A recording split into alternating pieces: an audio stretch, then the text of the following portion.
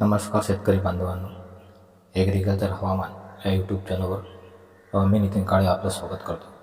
मित्रांनो, pre monsoon ॲक्टिव्हिटीला सुरुवात झालेली आहे. बंगालचा समुद्र त्याचप्रमाणे अरब समुद्रात प्री मान्सून ॲक्टिव्हिटीकरता पोषक वातावरण निर्माण झालेले आहे आणि त्याचाच परिणाम म्हणून साधारणपणे 9 मेपासून महाराष्ट्रातील काही भागामध्ये 1 ते 2 भागामध्ये वादळी स्वरूपाचा पाऊस होण्याची शक्यता आहे. ताशिवाराचा वेगसुद्धा हा जास्त असणार आहे. काही भागामध्ये हा पाऊस नुकसानकारक राहण्याची शक्यता आहे. तर मित्रांनो, या व्हिडिओमध्ये आपण साधारणपणे 9 मे ते 11 मेचा महाराष्ट्र त्याचप्रमाणे उत्तर भारत आणि दक्षिण भारतातील राज्याचा हवामान अंदाज पाहणार आहोत. तत्पूर्वी जर आपण चॅनलवर नवीन असाल तर चॅनलला सबस्क्राईब करा आणि हा व्हिडिओ शेवटपर्यंत नक्की पहा. मित्रांनो, हा प्री मान्सून पाऊस जरी मेच्या पूर्वार्धातच सुरू होत असला तरी पुढे मात्र या ॲक्टिव्हिटीला पूर्णविराम बसण्याची शक्यता आहे. कारण एक चक्रीवादळाची निर्मिती अरबी समुद्रामध्ये होणार आहे. त्या संबंधीची माहिती आपण पुढे व्हिडिओमध्ये आपणापर्यंत पोहोचवण्याचा प्रयत्न करू. ते चक्रीवादळाचा मार्ग कोणता असेल आणि त्या चक्रीवादळामुळे कोणत्या भागामध्ये पाऊस असेल याची संपूर्ण माहिती आपण पुढे आपणापर्यंत देण्याचा प्रयत्न करू. तर मित्रांनो, 9 मे रोजी या प्री मान्सून ॲक्टिव्हिटी कोणत्या भागात असतील याची माहिती आपण घेऊया. साधारणपणे 9 मे रोजी सातारा, पैठण, कराड, शिरूर, लांजा, कराडी या भागामध्ये वादळी स्वरूपाचा पाऊस राहण्याची शक्यता आहे. त्याचप्रमाणे कणकवली, सावंतवाडी, निपाणी या भागातसुद्धा हा वादळी स्वरूपाचा पाऊस असणार आहे. त्याचप्रमाणे सोलापूर, अक्कलकोट, कोल्हापूर, महाबळेश्वर या ठिकाणीसुद्धा हा पाऊस राहण्याची शक्यता आहे. त्याचप्रमाणे मराठवाडा विभागातील लातूर, नांदेड, खरबी या ठिकाणी, आष्टी या ठिकाणीसुद्धा पाऊस असणार आहे.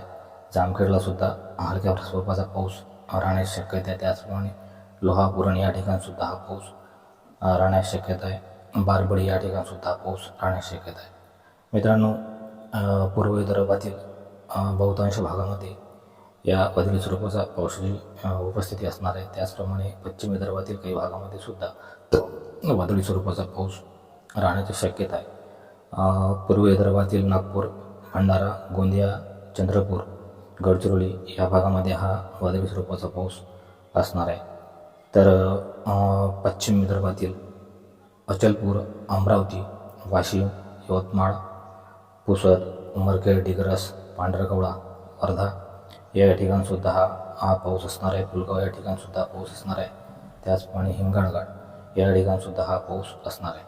मित्रांनो, 9 मे रोजी या प्री मान्सून ॲक्टिव्हिटीचा महाराष्ट्रासोबतच दक्षिण भारतातील केरळ आणि तामिळनाडू या राज्यामध्ये सुद्धा हा वादळी स्वरूपाचा पाऊस असणार आहे. उत्तर भारताचं सांगायचं झाल्यास उत्तर भारतामध्ये वातावरण हे ढगाळी असणार आहे.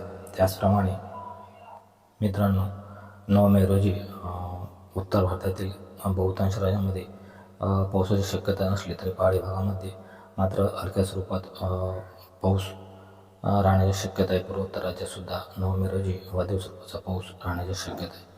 मित्रांनो, ही प्री मान्सून ॲक्टिव्हिटीचा असर 10 मे रोजीसुद्धा काही भागामध्ये असणार आहे. महाराष्ट्रातील काही भागामध्ये तो पाऊस कमी होण्याची शक्यता आहे, तर काही भागामध्ये तो कायम राहण्याची शक्यता आहे. साधारणपणे 10 मे रोजी सोलापूर, वेंचूर आणि मंगोली या भागामध्ये हा पाऊस असणार आहे. त्याचप्रमाणे कोकण विभागातील कणकवली, निपाणी, सावंतवाडी या भागामध्ये 10 मे रोजी हा पाऊस कायम असणार आहे. तर उर्वरित भागामध्ये मात्र 10 मे रोजी वादळी पावसाचे प्रमाण कमी होणार आहे. त्याचप्रमाणे पश्चिम विदर्भ, पूर्व विदर्भ आणि मराठवाड्यातील विभागामध्ये सुद्धा 10 मे रोजी पावसाची शक्यता नाही, परंतु वादळी वारे मात्र राहणार आहे, ढगाळी वातावरण राहणार आहे. मित्रांनो, 10 मे रोजी महाराष्ट्रासोबतच इतर राज्यात सांगायचं झाल्यात कर्नाटकमध्ये हा वादळी पाऊस जास्त स्वरूपात असणार आहे. त्याचप्रमाणे केरळमध्ये सुद्धा या वादळी पावसाची तीव्रताही जास्त असणार आहे.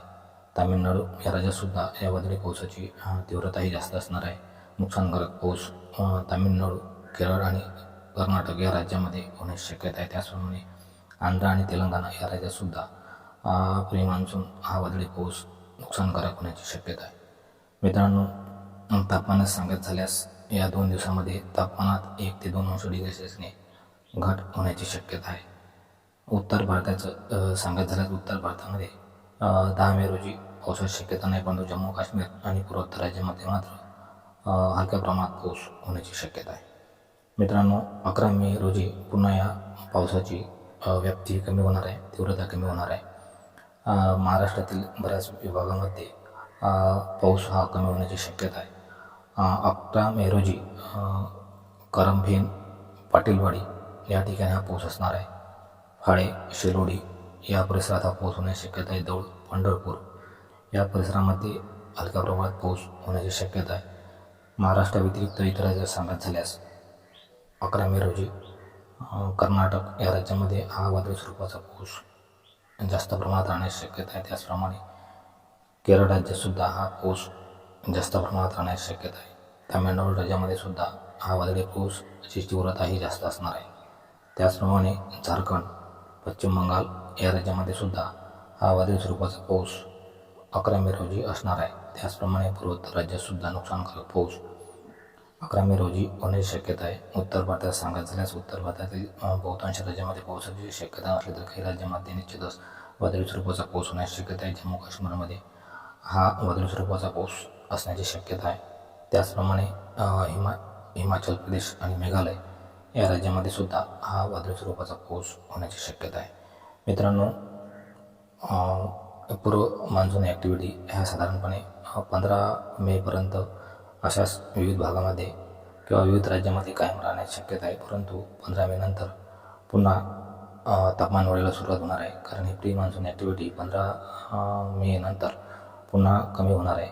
त्याची कारणेसुद्धा ही वेगवेगळी कारणे आहे. त्याचं कारण काय असेल याची संपूर्ण माहिती आपण पुढील व्हिडिओमध्ये आपणापर्यंत देण्याचा प्रयत्न करणार आहोत. तसेच साधारणपणे 15 मेच्या दरम्यान या सीझनमधलं पहिलं चक्रीवादळ तयार होणार आहे. या चक्रीवादळाची तीव्रता ही अतिशय जास्त असणार आहे. मोठ्या प्रमाणात चक्रीवादळ असणार आहे. आणि ते चक्रीवादळ कोणत्या मार्गे जाईल, कोण्या देशाकडे जाईल, महाराष्ट्रातील त्याचा काय परिणाम होणार आहे किंवा संपूर्ण भारतात त्याचा काय परिणाम होणार आहे याची संपूर्ण माहिती आपण पुढील व्हिडिओमध्ये आपणापर्यंत देण्याचा प्रयत्न करणार आहोत. तर मित्रांनो, ती माहिती आपणापर्यंत पोहोचण्याकरता या चॅनलला नक्की सबस्क्राईब करा आणि हा व्हिडिओ जर आपणास आवडल्यास व्हिडिओला लाईक आणि कमेंट जरूर करा. मित्रांनो, बऱ्याचशा हवामान चॅनलवर मान्सूनबाबत बातम्या येत आहे की मान्सून हा लवकर येणार आहे. परंतु तुर्तास तरी आपण घाई करू नका, कारण हवामान हे अजून स्टेबल झालेलं नाही. बऱ्याचशा चॅनलवर IOD पॉझिटिव्ह दाखवण्याचा प्रयत्न केला जात आहे, परंतु अजून तरी IOD पॉझिटिव्ह झालेलं नाही आणि IOD पॉझिटिव्ह होण्याची शक्यता तरी अजून दिसत नाही. आणि त्याचाच परिणाम मान्सूनवर होण्याची शक्यता आहे. कारण एल निनो ही वर्ष असल्याकारणाने निश्चितच पाऊसमान कमी असणार आहे. आणि या मान्सूनकरता IOD आपल्याला पोषक ठरणार असला तरी IOD अजून पॉझिटिव्हकडे जाण्याची अजून तरी सुरुवात झालेली नाही आणि शक्यता थोडी धुसर दिसत आहे. तेव्हा तुर्तास मान्सूनच्या बाबतच्या ज्या बातम्या आहे त्याकडे थोडंसं दुर्लक्ष करा.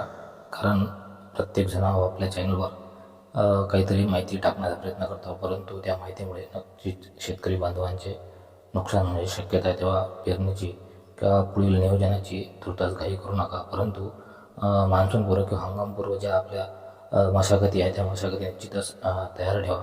शेती आपली तयार ठेवा आणि शक्यतो सकाळी 9 वाजेपर्यंतच आपल्या शेतीची कामे करा. कारण दुपारनंतरची ऊन ही निश्चितच आपल्याला घातक ठरणार आहे. कारण अजून या प्री मान्सून ॲक्टिव्हिटीमुळे 3 ते 4 दिवस वातावरणात 1 ते 2 अंश डिग्री सेल्सिअसने तापमान घट होण्याची शक्यता जरी असली तरी पुन्हा अजून तापमान हे वाढीला सुरुवात होणार आहे. मेचा उत्तरार्ध हा नक्कीच हीट वेव्ह येण्याची शक्यता आहे आणि त्या हीट वेव्हपासून आपले स्वतःचे संरक्षण करा. त्याचप्रमाणे मात्राचे सुद्धा संरक्षण आपल्याला करायचे आहे. तर तुर्तास इतकेच. याच नंतरची संपूर्ण माहिती आपण पुढील व्हिडिओमध्ये देण्याचा प्रयत्न करणार आहोत. तर शेतकरी बांधवांनो, या चॅनलला नक्की सबस्क्राईब करा. धन्यवाद शेतकरी बांधवांनो. त्याचप्रमाणे यूट्यूब चाहत्यांनो.